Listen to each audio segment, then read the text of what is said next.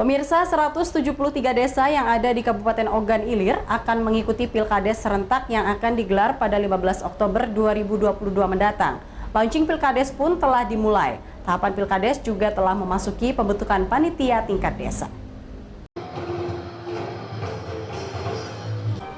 Sedikitnya ada 173 desa yang ada di Kabupaten Ogan Ilir akan mengikuti Pilkades serentak yang akan dilaksanakan pada 15 Oktober 2022 mendatang. Launching Pilkades serentak pun telah dimulai, sementara tahapan Pilkades juga telah dilaksanakan.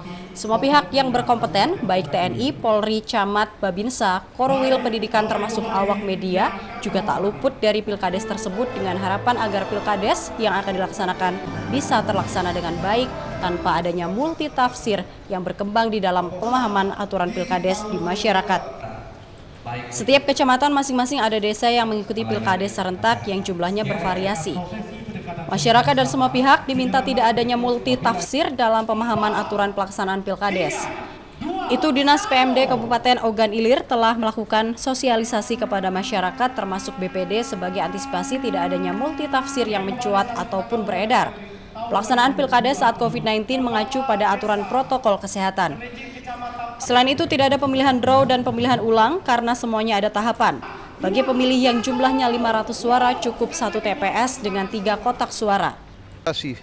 Jangan sampai ada multitafsir di dalam pemahaman aturan yang berlaku untuk melaksanakan Pilkades. Untuk memilih itu lebih kurang 500 cukup 1 TPS tapi 3 kotak. Masyarakat diminta untuk mensukseskan lajunya Pilkades serentak di Kabupaten Ogan Ilir agar berjalan aman, lancar, dan kondusif sesuai harapan.